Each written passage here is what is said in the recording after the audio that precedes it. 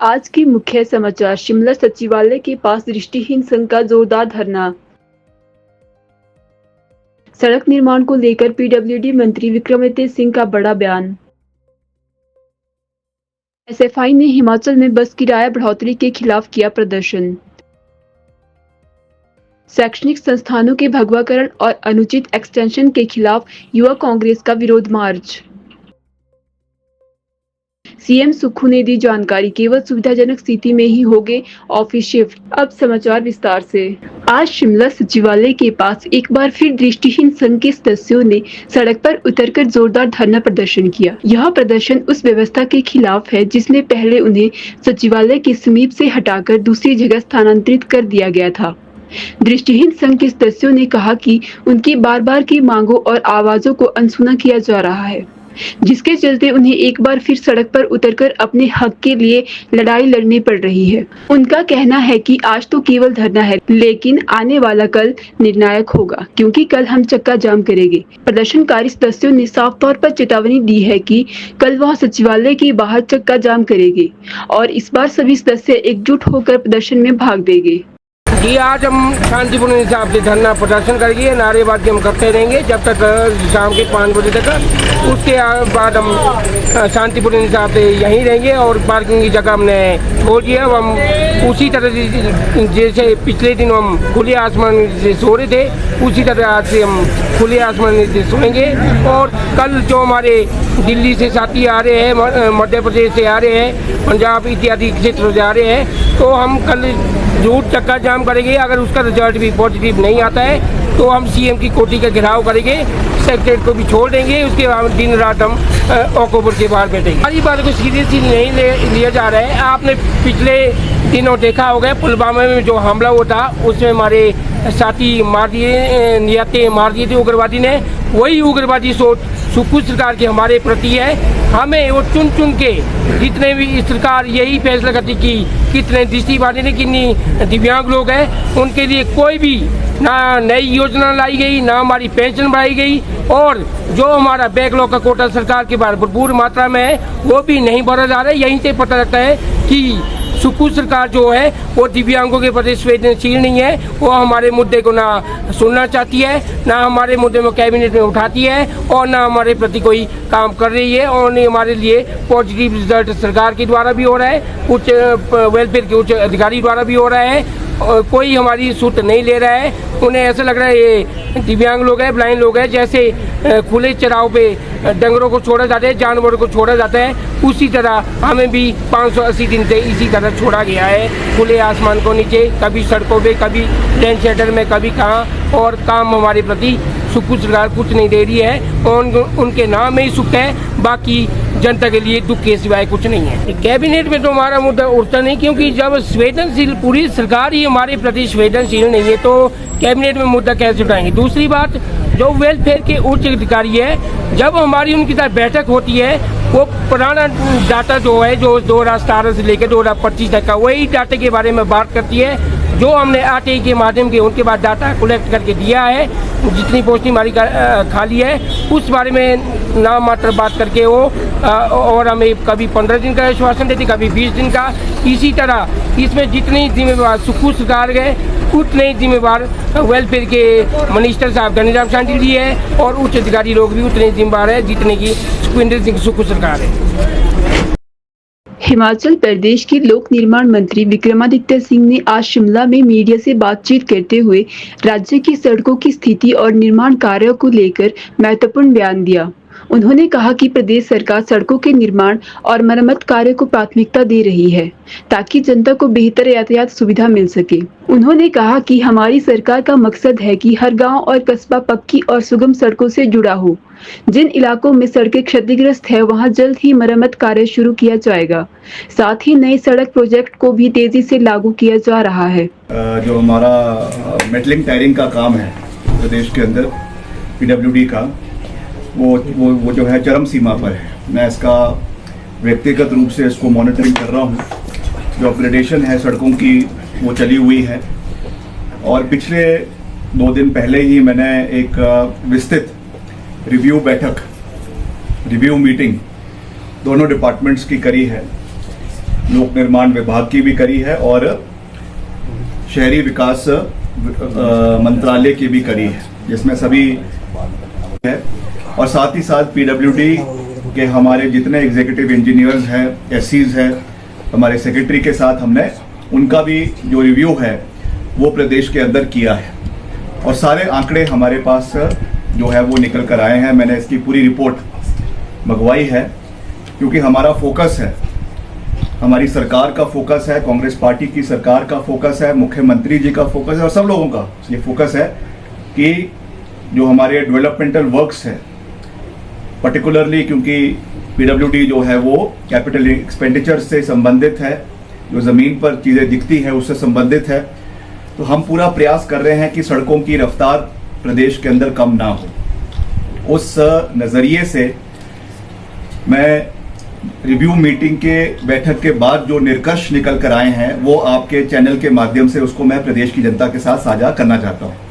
सबसे बड़ा जो हमको हैंडीकैप देखने को मिल रहा है, मैं बार बार इस चीज़ को मीडिया के माध्यम से इसलिए कह रहा हूँ क्योंकि ये हमको अब चीज़ें जो है वो रिपोर्ट्स में भी आनी शुरू हो गई है और ये मेरा दायित्व बनता है कि मैं एक विनम्र अपील भी करूं लोगों से और प्रदेश के साथियों से, क्योंकि हमने जो अभी पूरा एक प्रधानमंत्री ग्राम सड़क योजना के चौथे चरण में जो हमने पूरा एक अपना स्टडी किया है, डेटा बनाया है, उसमें हिमाचल पूरे देश में अभी तक की जो हमारी डीपीआर्स बनी है, अभी तक जो हमने नरेगा ये उनका ऑनलाइन प्लेटफॉर्म है PMJSY का, वहाँ पे जो अपलोड किया है अभी मास में, उसमें Himachal is the top performer. अगर सबका सहयोग मिलेगा, सबका समर्थन मिलेगा, गांव के लोगों का समर्थन मिलेगा, तो हम इस आंकड़े को करीबन 1500 किलोमीटर तक खींच सकते हैं, 1500 किलोमीटर। मगर अगर हमें समर्थन नहीं मिला, अगर हम जो है इसमें समर्थन लेने में जो है वो गिफ्ट लेने में विफल रहे, तो वो आंकड़ा हमारा 400 से 500 तक सीमित रह जाएगा।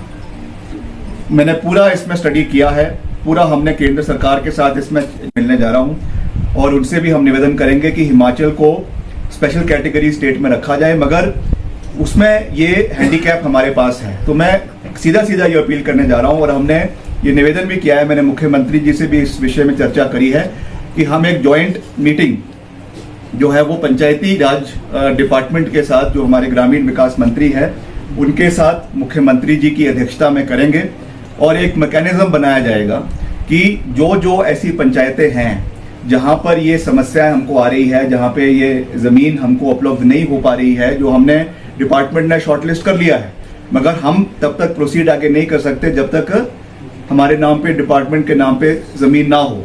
15-16 के कार्यों का भी मैंने रिव्यू किया, वो भी अभी तक चले हुए हैं, हैरानी की बात है। हमारे PMJSY के बहुत जो पहले चरण के कार्य है वो भी अभी चले हुए हैं, वो भी हैरानी की बात है। अगर वहाँ पर ये परफॉर्मेंस ठीक नहीं हुई, हम उनके ऊपर जो है वो डिपार्टमेंटल कार्रवाई करेंगे। आज SFI की हिमाचल प्रदेश राज्य कमेटी ने शिमला में विश्वविद्यालय के समीप समर हिल चौक पर जोरदार प्रदर्शन किया। यह प्रदर्शन प्रदेश सरकार द्वारा बस किराए बढ़ाने के विरोध में किया गया।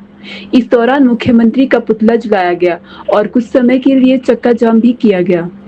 SFI के राज्य कमेटी सदस्य अंकुश राणा ने कहा कि सरकार का किराया बढ़ाने का फैसला छात्र और आम जनता विरोधी है। इससे छात्रों पर आर्थिक बोझ बढ़ रहा है। राज्य सह सचिव उपेंद्र कुमार ने बताया कि सरकार ने पहले बस का न्यूनतम किराया 10 रुपए किया और अब फिर से 15% किराया बढ़ा दिया है, जो आम लोगों के लिए मुश्किलें खड़ी कर रहा है। SFI का कहना है कि सरकार बजट सत्र में 1000 सरकारी बस रूट निजी ऑपरेटरों को देने की बात कर चुकी है, जो HRTC के निजीकरण की ओर इशारा करता है। मैं उपेंद्र कुमार, SFI हिमाचल प्रदेश राज्य सह सचिव। दोस्तों, आज हिमाचल प्रदेश विश्वविद्यालय में SFI ने धरना प्रदर्शन किया, चक्का जाम किया और साथ ही साथ हिमाचल प्रदेश के जो CM हैं सुखविंदर सिंह सुक्खू का जो पुतला जलाया गया। ये पुतला इसलिए जलाया गया, आप तमाम लोग जानते हैं कि पिछले महीने जो है कैबिनेट के अंदर एक फैसला लिया गया कि हिमाचल प्रदेश के अंदर जो बसों का किराया है उसमें जो बेतहाशा वृद्धि हुई, उसके विरोध में ये पुतला जो है यहाँ पे जलाया गया है। दोस्तों, हमारा मानना ये है कि ये जो किराए में बढ़ोतरी है, ये सरासर जनता पे जो एक आर्थिक बोझ डालने का काम जो है किया जा रहा है।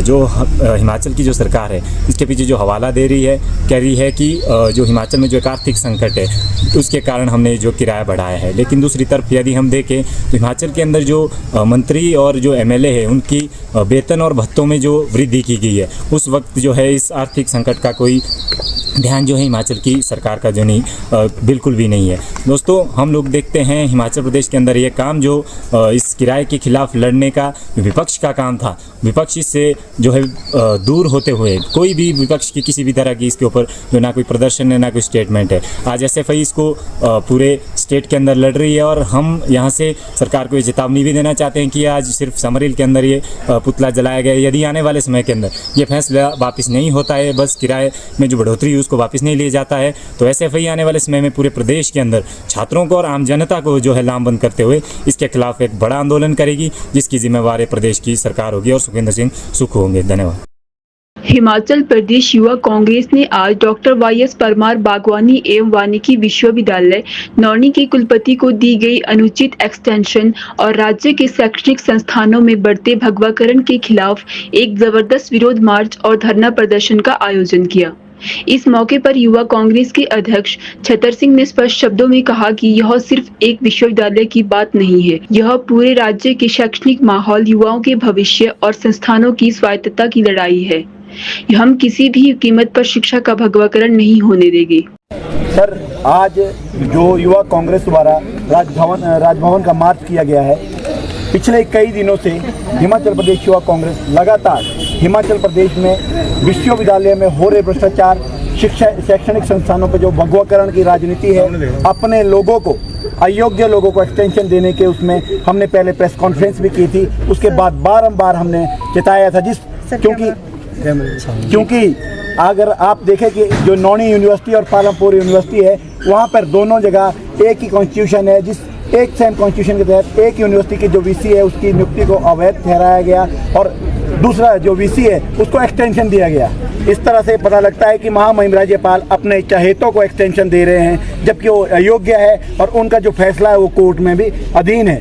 22 तारीख को अगली सुनवाई है और इस सुनवाई से पहले जो कोर्ट के ऑर्डर आए थे उसमें ये कहा गया था कि जो विश्वविद्यालय है, विश्वविद्यालय में चाहे वो स्थायी नियुक्ति हो, चाहे अस्थायी नियुक्ति हो, ऑफिशिएटिंग हो, चाहे रेगुलर नियुक्ति हो, वो यूनिवर्सिटी कॉन्स्टिट्यूशन को देखते हुए की जाएगी। लेकिन बड़े दुख की बात है कि यूनिवर्सिटी के जो अयोग्य वीसी है, क्योंकि पहले उनकी जो नियुक्ति है वो अवैध है, जिसको कोर्ट में साबित भी कर दिया गया है, उसके बाद अयोग्य वीसी को जो है एक्सटेंशन दी गई है, वो भी टिल द फर्दर ऑर्डर। इससे ये साबित होता है कि हिमाचल प्रदेश में शैक्षणिक संस्थानों का जो भगवाकरण किया जा रहा है और भगवाकरण की राजनीति से जो है महामहिम राज्यपाल जी बढ़ावा दे रहे हैं। हमने बार बार इनसे, चाहे मेमोरेंडम के जरिए से, चाहे प्रेस कॉन्फ्रेंस के जरिए से, हर बार इन्हें जताया, लेकिन किसी भी तरह से कोई हमारे को ना रिप्लाई मिला ना वो मिला। इसी कारण हमने आने वाले जो ये आज एक मार्च किया, एक अंगड़ाई थी। आने वाले समय में यदि अयोग्य वीसी को बर्खास्त नहीं किया गया, क्योंकि जो वीसी अयोग्य है, अगर आप नौणी विश्वविद्यालय की बात की जाए, वहाँ पे सिंगल कोटेशन पे, सिंगल बिड पे भी लोगों को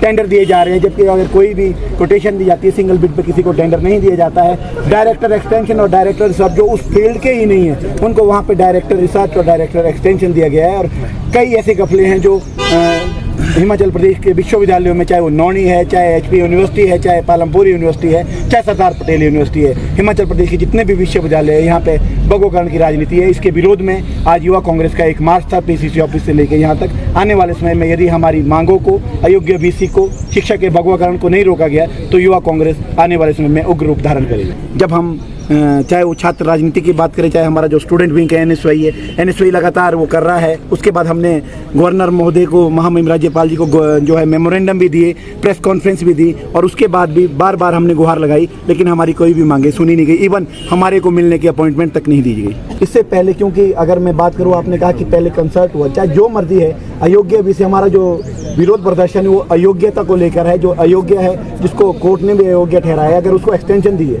क्योंकि सरकार से तो कंसर्न नहीं हुआ है और ये अपनी मनमानी, क्योंकि वो सीधा टिल द फर्दर ऑर्डर है, बाय गवर्नमेंट, वो नहीं है कि with the recommendation of government किया हुआ है। वो महामहिम राज्यपाल ने अपनी मर्जी से किया है और अपने लोगों को किया है। और वो जो वीसी है, जो एचपी यूनिवर्सिटी, जो नौणी यूनिवर्सिटी के वीसी है, वो फॉर्मर जो है इनकी बगुआकरण की जो एक स्टूडेंट ऑर्गेनाइजेशन है उसके 2 टाइम के फॉर्मर स्टेट प्रेसिडेंट भी रहे गए हैं। इसीलिए अपने लोगों को, क्योंकि महामहिम राज्यपाल एक कॉन्स्टिट्यूशनल पोस्ट पे होते हैं, आपको एक संवैधानिक पद पे रहना चाहिए, आप अपने जो ऑर्गेनाइजेशन को, किसी भी ऑर्गेनाइजेशन को बेनिफिट ना दें।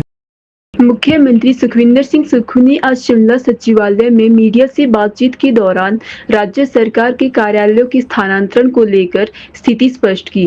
उन्होंने कहा कि सरकार का उद्देश्य कर्मचारियों की सुविधा को प्राथमिकता देना है और कोई भी निर्णय बिना कर्मचारियों की सहमति के नहीं लिया जाएगा। मुख्यमंत्री ने बताया कि जो कार्यालय शिफ्ट किए जा रहे हैं उनमें हेड ऑफ डिपार्टमेंट शिमला में ही मौजूद रहेगी। उन्होंने यह भी स्पष्ट किया है कि अन्य कर्मचारियों और अधिकारियों से पूछकर ही शिफ्टिंग की जाएगी। केवल उन्हीं कर्मचारियों को स्थानांतरित किया जाएगा जो इस फैसले से सहमत और इसके लिए सहज होंगे। वो तो शिमला में ही रहेंगे। जैसे कमीशंस नए नए बन रहे हैं, जैसे जीएसटी कमीशंस है, रेरा है और जो कमीशंस है उनको हम यहाँ से शिफ्ट करेंगे। जैसे अभी मैंने कहा कि शिमला को डीकंजस्ट करना है। अगर मान लीजिए सीएम की गाड़ी ने जाना है तो इतनी लंबी लाइन लग जाती है, या ट्रैफिक जाम हो जाए तो 1.5 किलोमीटर तक लाइन लग जाती है। अब शिमला को हम कि सर्कुलर रोड को चौड़ा करने के लिए मैंने आदेश तो दिए हैं, लेकिन पहाड़ी क्षेत्र होने के कारण यहाँ की जो ट्रैफिक की समस्या बहुत बनी हुई है और सुबह के समय तो अगर 4 किलोमीटर का सफ़र तय करना है तो 1 घंटे के करीब लग जाता है। तो जो ऑफिस शिफ्ट हो सकते हैं, जिनके लिए जगह सरकारी उसमें उपलब्ध है, उनको हम शिफ्ट करने के बारे में विचार रखती है सरकार। लेकिन जिन ऑफिस को भी शिफ्ट किया जाएगा, जैसे कि वन विभाग का, वाइल्ड लाइफ का ऑफिस शिफ्ट किया है, क्योंकि सबसे बड़ा पौंग डैम का जो सेंचुरी एरिया है वो रामसेर साइट जो वर्ल्ड नोन साइट है, उसकी वाइल्ड लाइफ के विंग की जरूरत धर्मशाला थी, तो उस विंग को हमने शिफ्ट किया है। लेकिन उनके जो कर्मचारी है वन्य विभाग के, कोई महिला कर्मचारी है यहाँ लगा है, उससे ऑप्शन लेंगे। अगर वो शिमला रहना चाहती है तो शिमला ही रहने दिया जाएगा, क्योंकि उनके परिवार के बच्चे पढ़ रहे होंगे या कोई पढ़ाई कर रहा होगा, कोई यहीं रहना चाहता होगा, तो उनको शिफ्ट नहीं किया जाएगा। और जो अधिकारी है, बड़े अधिकारी, उनको शिफ्ट किया जाएगा। इस दृष्टि से भी हमारी सरकार सोच रही है। और जहाँ जहाँ ऑफिसेज की बिल्डिंगें बनी हैं, पिछली भारतीय जनता पार्टी की सरकार 1000 करोड़ की बिल्डिंगें बनाकर चली गई थी। 1000 करोड़ की बिल्डिंगें खाली पड़ी है। अब आप देखते होंगे कि सरकारी बिल्डिंगों की जो संपत्ति है, जो संपदा है, वो अगर खाली पड़ी है, एक ये बना दी है समय।